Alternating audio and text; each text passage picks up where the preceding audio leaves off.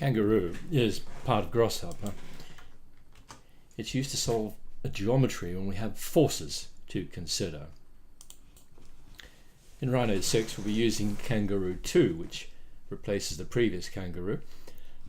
Here it is, it's the Kangaroo component. That's the one that we'll be using, and we can find it, by the way, you know very well if you do a Control Alt and Delete, it tells you where the component is. So there it is there. That's the Kangaroo component. So if I just draw one of those. Now what is that? That's a component which solves geometries using forces, and basically we put our input in here in the goal object. So we'll talk about more about that, but let's just see some of the applications of Kangaroo. So I'll just delete that for the moment. The first example we can show is the effect of gravity acting on a mesh. So for example, if we have this mesh which has been created by this grasshopper, and you can see that if I just click on the grasshopper component, you can see the mesh itself. Now you'll see I've got down here a force at the bottom left here, a force which you can change. I can just need to move that out of the way so you can see what's going on. So if I just try alter the force, you can see it's a simple gravitational force in one direction which actually operates on each of those individual vertices individually. And this is the component which is doing the work, the grasshopper component, which is actually solving the geometry at any particular time to show you what it looks like, in other words, according to the force that you apply. I have another example which I'll show you, which we have a wind force acting on a building or on a mesh. I have here another mesh which has been produced by this grasshopper along with, as you can see, the Kangaroo component. We can apply a vector in one direction like this. This is the wind vector which is being applied, and I can change the size in my grasshopper by changing the size of that vector, and then I can watch the effect of that on the mesh itself. So you can see it contorts, which is very nice actually, according to the strength of the wind, strength and direction of that wind vector that I'm changing. And this is how I do it. I just alter this. Here's the grasshopper component that shows me my mesh, and then I have the wind vector, which is the one here, and that displays the wind vector, and you can see that and alter the size of the wind vector as we do that using this component.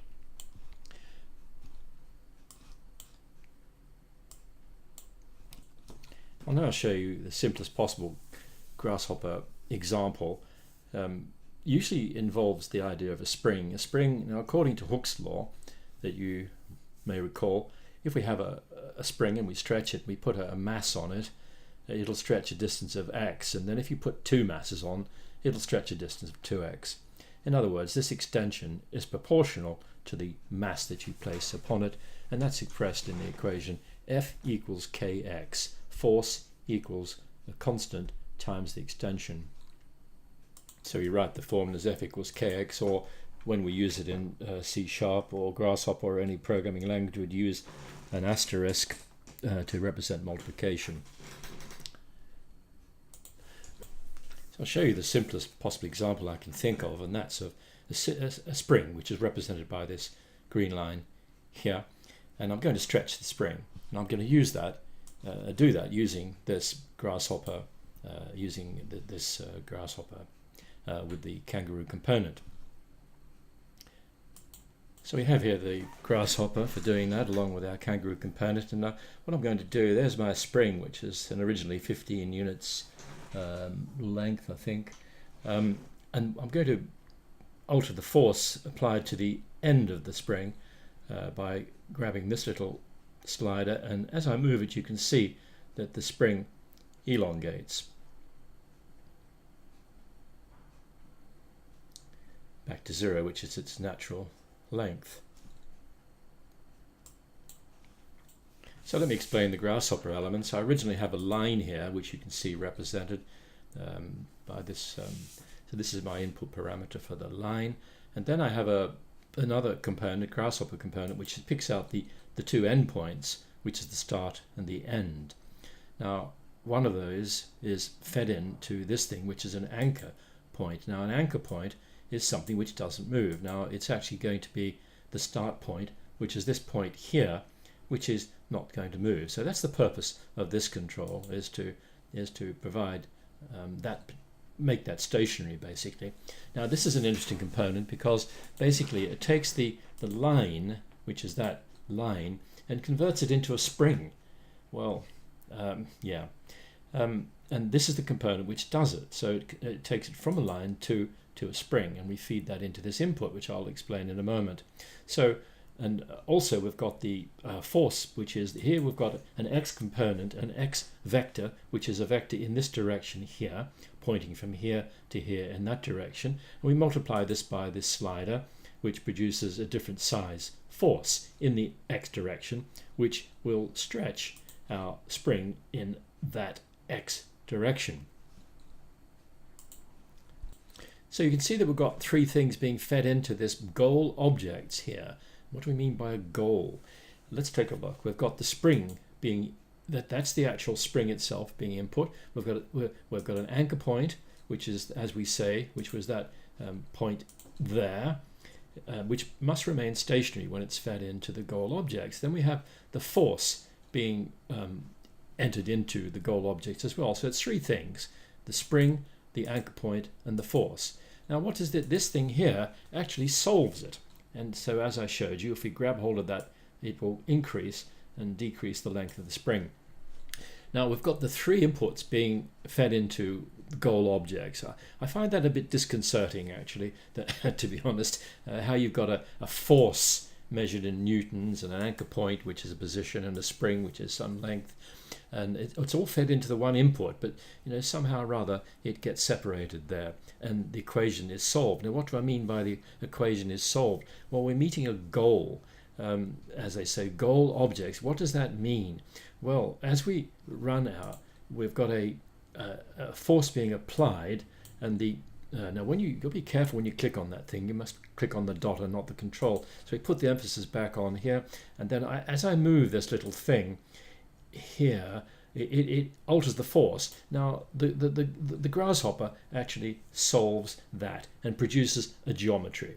So that's what grasshopper does. It takes inputs, whatever they might be, and provides you in the end with a geometry, and the geometry meaning the length of that spring.